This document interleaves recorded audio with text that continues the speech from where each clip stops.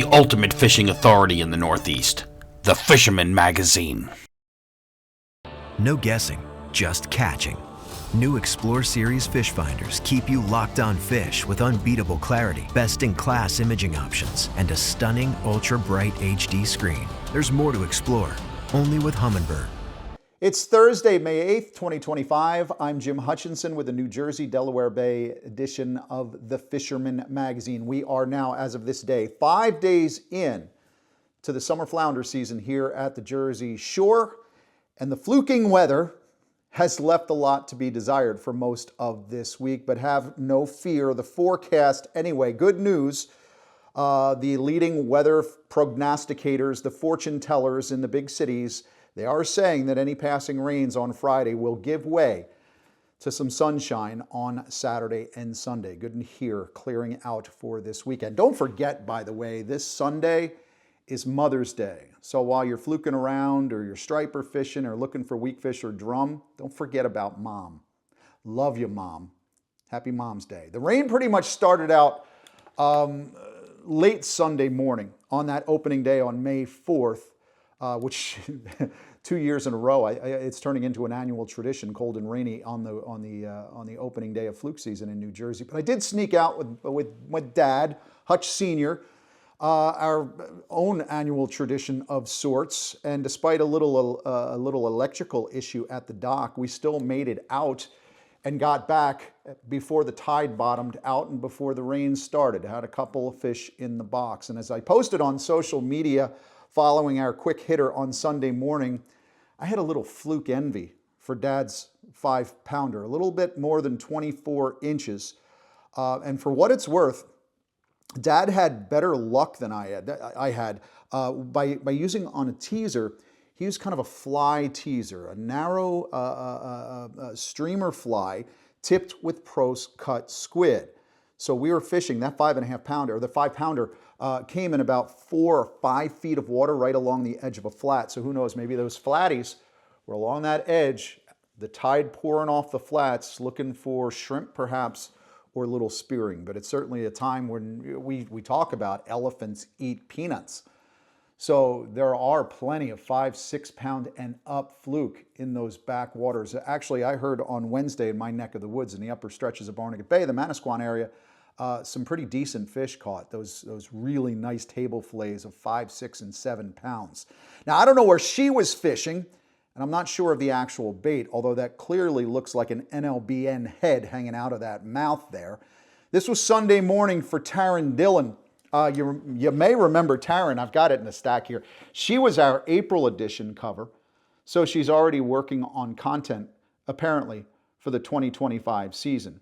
Mike Velez let me know that he called Sunday Flukalicious by kayak. He was in the Manasquan as well with Nick Rodriguez. They were fishing gulp. Mike called it decent action right before the rain, and he quit, left them chewing. Another Central Jersey crew, Big Rob, Sully, and the Lipper Army. They put together a full 3-man limit in the Central Jersey skinny waters on Sunday. 2 fish nearly identical at 5.5 pounds. They seem to like the bait and also the chemical plastic. Got it good. Thanks, Jimmy T, for that photo. Now, as I mentioned last week in advance of the summer flounder kickoff here in New Jersey, the best part of May Day fluking is that you're going to be floundering around in the back bays. Those fish come into the estuaries first. You're going to get them in the surf. We're getting some reports in the surf and the back side of the barrier islands, but those fish are going to move in. They've already moved into our estuaries. So the best of your action, as Dave Scholl used to call it, Dave Scholl at Absecon Bay Sportsman, he said the mosquito fleet, guys with small skiffs, and the center consoles like mine, and of course the kayakers getting out. But these early season summer flounder do head back into those estuaries where it's warm. You'll find them in shallower water. Just keep moving around a bit. If you find a couple of bites, keep working that patch. A lot of times you will find those fish in patches in the back. Just keep working at it, hammering it. Keep doing those short drifts through that patch, and then go find yourself another one. And with fluke inside the creeks and along the sod banks, even on those bad weather days, when you decide you want to keep the boat in her slip, you can do like Jim did on Sunday. traipsing along the marshes for a couple of keepers on live killie that he checked in at Boulevard Bait and Tackle. Kim Robinson also emailed me this week. She and Ryan, along with Stephen Miller and Mason Williams, joined Captain Mike Smith of Never Enough Sport Fishing in the Back Bay behind Avalon, kept busy at the cleaning station after using homemade soft glow plastics, minnows, meat strips, and some hand-tied jigs. Now, Kim said to me, this is great photo. As usual, we made some redneck sushi with the flounder jowls and a fillet. She also said she roasted a couple of those fluke whole, and she said it was so good. I've missed the season and happy it's back. You and me both, Kim. This is my favorite time of year. I love May fluking. Sticking to the Cape May County action for a moment, black drum business on the Delaware Bay is booming. Captain Bob Cope out of Hutchinson Marina in Cape May this week said, quote, "It's game on for sure." Now, I did hear from Brian Eidman this week, who said Copey put him on the meat on Sunday, noting the drum are here, provided you can find the clams for bait. Getting those surf clams can be difficult. Buying them by the piece is one thing, but trying to get a bushel bag full of clams to do some drumming or anchoring up for stripers, that can be difficult. But Brian said he was reluctant to harvest this big drum, but given the struggle, he was thinking it might not have survived. So that was the right move. But he says, I was grateful for her sacrifice and the nourishment she provided. A lot of folks think those bigger black drum are loaded with worms. You don't want to eat them. Some of those bigger black drums do have worms. They're usually near the tail. It's nasty. I don't want anything to do with it, but you get away from the tail, you've got some good fillets. But I love those dinner table drum, 10 to 20 pounds, something like that. Great in the cast iron grill. Put some of that Cajun seasoning on the outsides. Blackened drum fish is quite tasty. Now, it's quite the variety in Cape May County in particular. But all along the Jersey Shore at this point. May and June are just terrific times of year for getting those slams and that variety. But Hands to Bait and Tackle, in a social media post earlier this week, said it all. With drums, stripers, bluefish, flounder, and yes, those weakfish are on the prowl too. Thankfully, my friend Frank Rosinski took a week off this week, spending some time in Wildwood. He's got his Facebook page, The Wonderful World of Weakfish. But Frank is in the Wildwood area and on the prowl while he's on vacation, I guess with the wife. She's got an understanding wife, but back there with the pinkies. Looks like a pink finesse. But those pink finesse, those pink zooms, getting the job done on some of those early season weakfish right now, especially in South Jersey. No jumbo tide runners yet, but that's a beautiful fish right there. I always like taking all my pink plastics, maybe your Kettle Creeks as well, but I do love the pink zooms and the pink finesse. Put them in a heavy-duty Ziploc bag and load them up with Finessence cheddar oil. Something about that cheddar oil really turns them on. The blues, of course, will make mincemeat out of those soft plastics, and yeah, they're around too, hot and heavy in certain areas, actually. Keith and Pedro Ildefonso had a half slam on opening day with fluke and blues. They were only a striped bass and a weakfish short on that bass slam. That's what we always call the Barnegat Bay Grand Slam, when you get those four species all on one trip. This is the time of year to do so, all the way into the middle of June, usually around Father's Day too. We'll talk more about that in about 2 weeks. We'll also talk more about the improved striper fishing out front in just a moment. But that bluefish action has been really good in the past week in the salty rivers, the back bays, and even along the jetties, the inlet jetties throughout the New Jersey region. Think Dreamboat Fishing Challenge fish. If you're a subscriber to that Dreamboat, a 10-pound or better bluefish could put you on the board early for that event. But with a few 10-pound and up bluefish in the mix, it certainly is a great way to participate in the Dreamboat Fishing Challenge. Now, Jenni Ackerman and I, we got out last week with Jack and Brian Rice aboard Jersey Devil Sport Fishing, busting tackle and losing top waters to Navesink River bluefish on Thursday. With rods bending and drags screaming, we hooked into some real New Jersey devils, those yellow-eyed demons of spring. So hop aboard Jersey Devil with open boat this week in Jenni. Hey guys, welcome to this week's Open Boat. We're out here on the Navesink with Captain Brian Rice with Jersey Devil Sport Fishing. We're doing a special assignment, but I figured, you know what? We're out here, let's do an open boat where you guys come fishing with me. So let's get into it.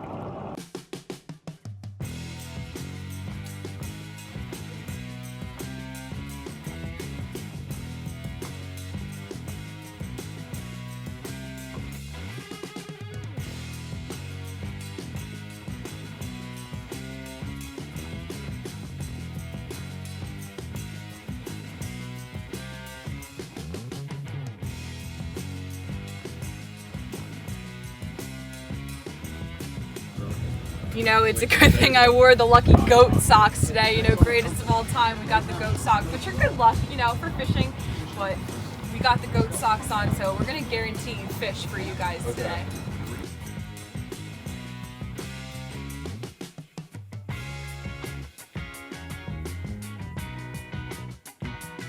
So you're gonna see featured on this open boat too, we got Captain Jack. We were out with his dad in the morning, but now we got Captain Jack absolutely slaying the fish. So he is contributing to this Come Fishing With Me episode, catching bluefish, and he's actually a 5th generation Navesink fisherman. So they know these waters like the back of their hand. And I do not wanna see any comments about spot burn. Please, not today. Thank you.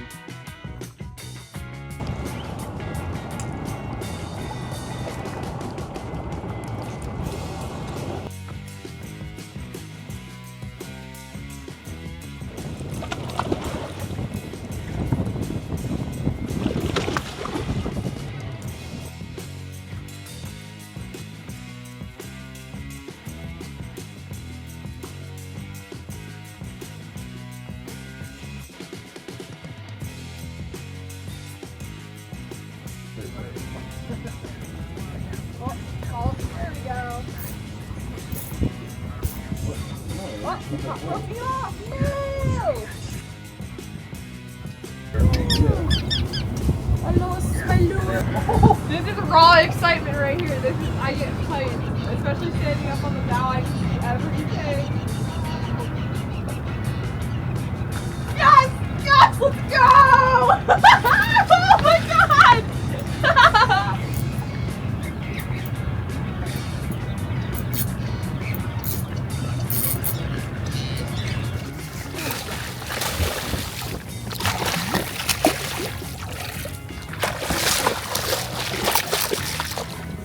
Oh, big boy!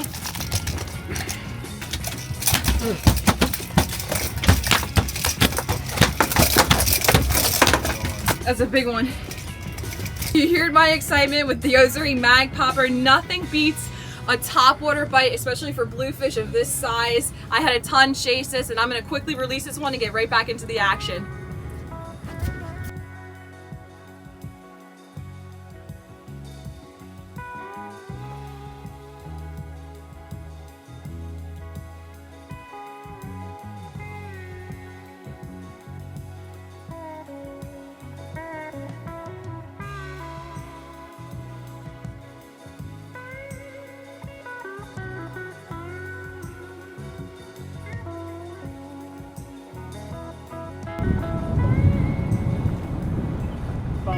Yeah, 2 of them. I missed one as soon as I first got it, and then they followed me up.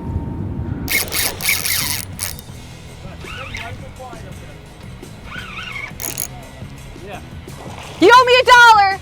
You owe me $1. You owe me $1. Fork it over.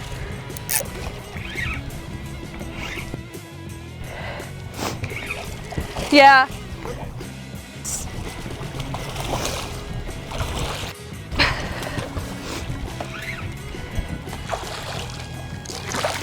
Nice job, Jack.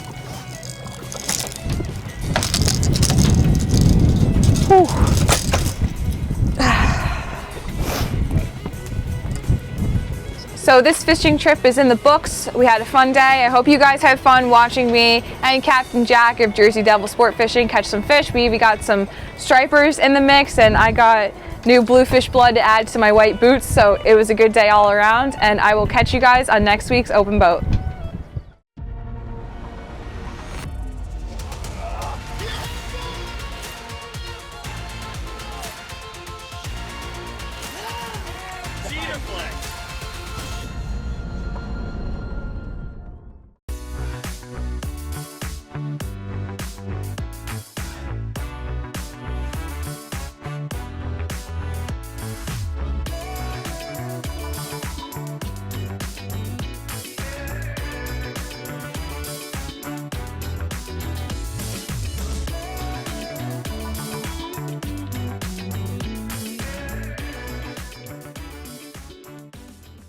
Just 8 days into the month of May, and we already have 4 entries. New England subscriber Scott Waterman of Connecticut, who placed 3rd last year, is back with his 2.78 Porgy, weighed in at AW Marina.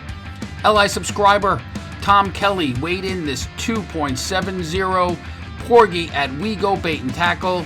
Again, Long Island subscriber Brian Zambreski weighed in this Sea Robin at 2.18 pounds at Cow Harbor Bait and Tackle in East Northport. And finally, another Long Island subscriber, Michael Girardi's Porgy, is on the board at 2.6 pounds, weighed in at Saltwater's Bait and Tackle in West Islip. Are you the best angler in the Northeast? Well, now is your chance to prove it. The Fisherman's Dreamboat contest is back. Win this Steigercraft center console powered by Yamaha, along with these other great prizes. Fish hard and weigh in as many of these species to be top on the leaderboard. What's the catch? You must be a subscriber to the Fisherman magazine. All it takes is one fish on the board to win a great prize, so however you fish, you have a shot. For all the details and official rules, visit thefisherman.com. Stripers. They're stretching out all along the open beaches right now, from Indian River Inlet across the bay to Cape May County and all the way up to Sandy Hook. Raritan Bay continues to see more of those ocean-run stripers, waves of them coming in, and expect the Chesapeake post-spawn fish. That supply is on the way, perhaps already mixing in right now, but over the next couple of weeks, we should start seeing some of those jumbo post-spawn fish from the Chesapeake arriving along our open beaches. And just off the beach for you guys chasing them down, either throwing topwaters or live lining, maybe trolling the mojos, whatever you'd like to do. Now, while doing our digital weekly edition on Sunday, our weekly deadline, I work on the fishing reports from all of our regional field editors every Sunday afternoon, do it while I'm watching the Phillies game. But I did hear from Pete at Charlie's Bait and Tackle in Normandy Beach. And he had emailed me on Sunday afternoon to let me know that some of the kids from the shop had bypassed the opening day of Fluke and hit the beach with fresh clam and did well. Actually, Dominic Salvatore got this nice 42-incher on clam. Then he ran back up to the shop, ran back to the beach with fresh clam, more fresh bait, and Luke Sperduto, he got into the action as well with a fat 44-incher. So those stripers are in along the beaches at this point. I continually see Noel from One Stop Bait and Tackle. It almost seems like he's rarely in the shop anymore because he's out there on the jetty front catching bluefish and stripers. So certainly both species, just like the old days, we've got stripers and blues mixed in along the beaches. So if you're looking for a shot along the beach, it seems central to South Jersey, Ocean, Atlantic, Cape May County, best bet, but I'm sure you're going to start seeing some better action along the Monmouth County beaches as well. Start thinking about those times where you're packing the plug bag with some of those big woods and the pencils, because we do have the population of bunker, and some of those big fish may be getting in tight, looking for bunker right in tight along the beach. I would imagine that by plugging the front beaches now, by night or by day, you can pick up a striper or two, and it's certainly well worth it to bring along the bait to set up for a few hours with friends and family waiting for a score. Now, in addition to the Fisherman Magazine's Dreamboat Fishing Challenge, a couple of weigh-ins over from Long Island with some jumbo porgies, but I'm hoping that you guys in New Jersey, Delaware, can start loading a couple of weakfish and bluefish on that board. But don't forget, we also have the Coastal Kayak Clash. That also kicked off on May 1st for another season. Mario Cortez, aka Mr. Set the Hook 007.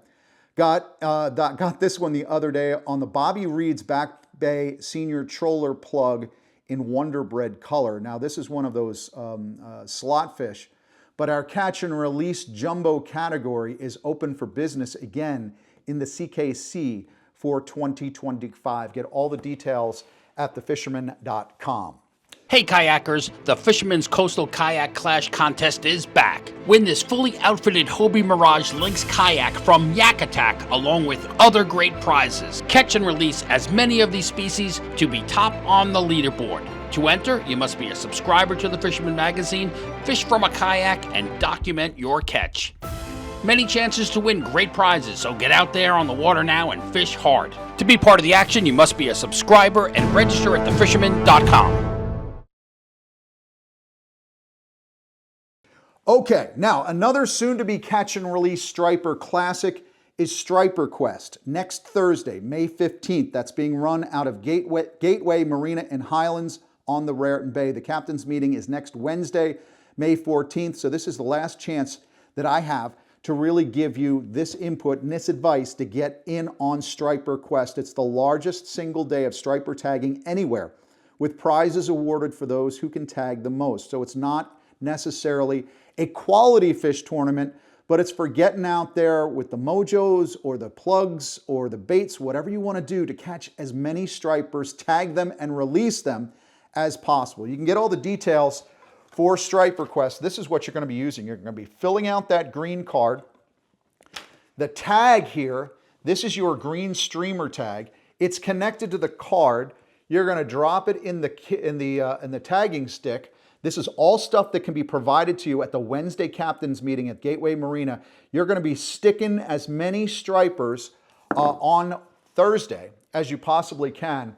We'll have 5 of these puppies as well. These are the tags for the larger pop-up archival tags, the satellite tags. We've got 5 of them.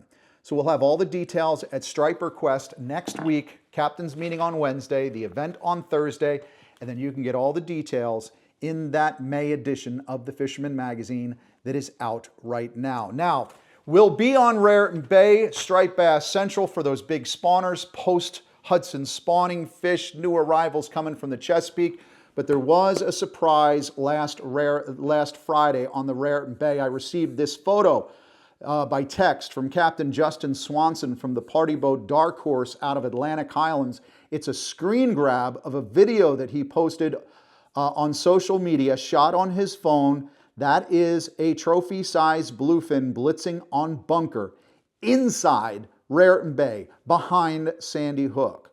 I would think with light winds today, Thursday the 8th, calm seas, and the weather forecast for the weekend ahead, we may be seeing more bluefin landings at the Jersey Shore and popping up here in our reports in the next week or two. That trophy subquota is still open north of Great Egg Inlet, but once that seal is broken, it's only a matter of days before that trophy subquota is eaten up.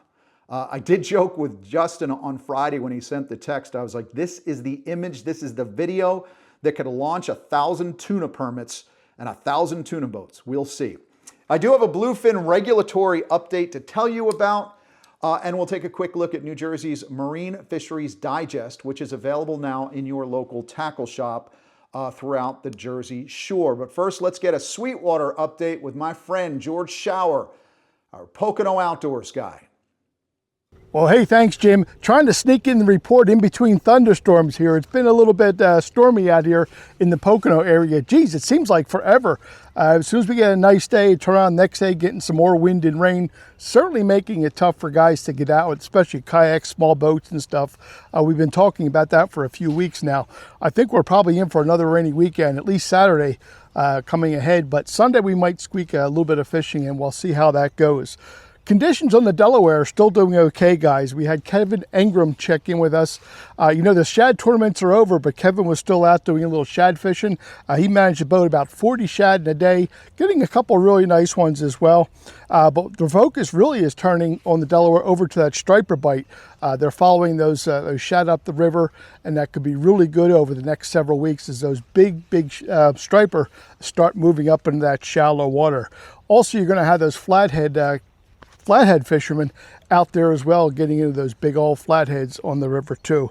Further south, we had Chris Hutchinson check in down in Chester County. He and his boy out doing a little bit more crappie fishing again this week, getting a couple of big ones. He said they got one about 17. That's a pretty nice sized crappie there. He said his boy Christian was out there trying to get some fish before school each day, out wetting a line. That's one great way to make a school day, if you ask me. Also, we had over here on Wallen Pondback, Jake Fogel. He was out walking the banks and getting a couple really nice smallmouth for his efforts. Smallmouth fishing this time is getting really good. The water, again, moving up to those mid-60s. They're really getting active. You can get them on the crankbaits, the jerk baits, even some jigs down there, bounced them off the bottom in shallow water. So a couple of great tactics for that. Even over in Beltsville, my good friend Josh Taylor, he was out getting some really nice smallmouth, slow jigging out off of those drop-offs as well. So lots of great opportunities, guys. We just need some good weather here for us to all get out and catch some fish. Let me know if you get on them. But from Pennsylvania, I'm George, your Pocono Outdoors Guy. For more than 20 years, anglers everywhere have come to know one thing, that nothing says no to fish bites.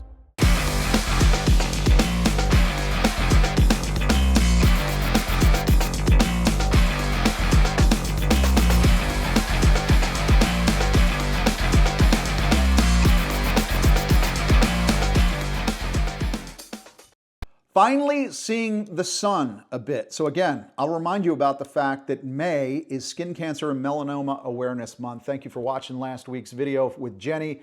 But you and I and Jenny, we all spend a lot of time in the sun. It's important to keep as much of that ultraviolet light off of our skin as possible. UV protected shirts like this one from Hook, a good idea. The hats, the sunglasses, perhaps a gator, and the sunblock is important as well. Somebody posted on Facebook, is anybody using any sunblock that doesn't yellow your fiberglass on the center console? I don't know, that's a good question. I use the Neutrogena 55 and up, but I'm not sure if it discolors things. And a lot of folks that I fish with always want me to, they don't like me to touch lines if we're doing some serious fishing, to not get that sunblock on the line. But again, try to get that all over the important parts of your skin, because you want to avoid that Mohs surgery that I was telling you about last week. I mentioned before the New Jersey Marine Fisheries Digest for 2025 is out. You can look for your copy in local tackle shops and marinas. It's free, and it details all the rules and regulations that must be followed when fishing in the marine waters in the Garden State. Hooks, leaders, registration details, everything that you need to know that's perhaps not covered here every week, although I try to stay as concise as possible. You, of course, have that summary card available that you can get at njfishandwildlife.com. And if you and I are friends on Facebook, you know that I created a horizontal version of the regulations for my Facebook cover page, and I actually use that. If you're out, for example, and you're fishing for striped bass and you stumble into a cobia and you're like, I don't remember what the limits are, I could just quickly go to Facebook, open up that cover page and say, oh, there it is. So take one of those images, put it in your phone, keep it around, because even if you're not targeting cod, for example, if you stumble into one while you're offshore black sea bass fishing when the season opens on May 17th, you might be thinking, what's the cod limit? Well, make sure you have access to it so you can bring some tasty dinner home if you need to. If you turn to page 16 of the digest, you'll see more details and remarks from the state. It carries over to 18 and 19, pages 18 and 19. On page 19, you can learn more about sharks, the federal and state requirements. I get a lot of questions about this every year, because every year around this time, folks ask, any word on the Mako shark season? No, we're not going to see a Mako shark season. I don't know when. I've said it before. I'm not sure if we're going to get a Mako shark season back again in my lifetime, but we keep our fingers crossed.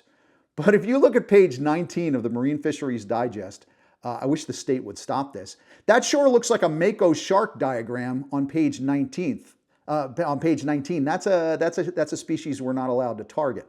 So again, that's not a state decision. It's not necessarily a federal government decision either. the federal government sends delegates overseas to argue with the international fishing community, and we got jammed up with Mako sharks. So they're trying to rebuild that. And again, no Mako shark season in the immediate future. Now with bluefin and Atlantic bluefin back on the grounds again, as we saw before, keep in mind that you do need an HMS permit for your vessel. You would have to go to the HMS permit shop online. I believe it's $26, register your boat. And then when you're catching bluefin or not, you've got to keep the daily catch logs and send them in and report, because that's the way we are hopefully going to get better quota in the future. But the latest default regulations are officially in place this week for bluefin as of Monday. And honestly, I'm not very happy about it. It would appear that we only get one bluefin right now per vessel, outside of the trophy, right? That's that under 73-inch slot. The angling permit and the charter for hire. That's a big change from last season when our recreational advocates were able to fight their way to a better allowance of numerous fish, especially for the headboats. The headboats in New Jersey used to catch multiple bluefin for their passengers, and then for a number of years, they were restricted to like one per vessel. Last year, if you were jumping aboard a headboat, paying per head, there was a more liberal allowance on bluefin on those boats, but that apparently was just one season. I did speak to a buddy of mine from Viking Yachts, John DePersonaire, who pays real close attention to this stuff, this HMS management with pelagics. He says it's possible that could change for the better, but it sounds like a long shot if last year's large pelagic survey numbers stand. LPS, that's how they gauge how many bluefin we're catching. But our recreational fishing advocates, like John DePersonaire, are doing what they can to present another perspective for our federal regulators. But right now, it is just that one slot fish. And again, pay close attention. That dividing line there is at Great Egg Inlet. So north of Great Egg, the trophy season is still open. South of Great Egg, it is closed. And once folks start loading up that sub-quota of trophy bluefin or giants, it's not going to be long before that sub-quota comes to a close. Subscribers, don't forget, visit thefisherman.com every Monday afternoon for your digital weekly edition. Qua Win on the cover this week, banging the night drum. So exclusive members-only content for subscribers who've paid the $31.95 a year. That exclusive content this week includes surf stripers, inshore fluke tips, a bluefin tuna prep piece, which you'll need if you're going to go out chasing bluefin, tackle tips for your bay boat, plus news, my editor's log, product review, 10,000 words worth of entire fishing reports throughout the New Jersey, Delaware Bay region, and of course, our calendar of events. Tearing a page from that May edition of the Fisherman magazine with the full calendar, you've got the ASMFC meeting this week, Atlantic States Marine Fisheries Commission. Striped bass is on the docket. Too much to talk about to break it down this week, maybe next. A New Jersey Marine Fisheries Council meeting is tonight in Galloway. I'll be there, whatever I have to report, I'll tell you about next week. The Delaware Valley Surf Anglers have a surf event on Saturday in Sea Isle. That is an ASAC contest, the Association of Surf Angling Clubs. It's open to teams and individuals. You also have the week-long catch and release striped bass tournament presented by the Jersey Coast Shark Anglers here in Brick. That'll kick off Saturday. And again, don't forget, StriperQuest next week. It is a fun event, all tagging of striped bass, but we've got some great prizes and hopefully a couple of special guests there at Gateway Marina next Wednesday for the captain's meeting and Thursday for the event itself. For more details on StriperQuest and what you can expect from this tournament that raises money to support the Northeast Striped Bass Study, go to page 40 of the glossy section of the May edition of the Fisherman. My article is called StriperQuest 2025, Tagging and Bragging, Part 2. It's a new tradition that we've created at the Fisherman magazine with our friends from Gray Fish Tag Research, and I'm hoping you're going to be able to take part in this tradition this year and years to follow. It's all about the future. It's all about the future for folks like Mason Redding here. Mason is an avid freshwater angler who got hooked in the salt, especially this past Friday when he caught his personal best, an overslot striper on the Troll. The boat name? Oh, hell yeah.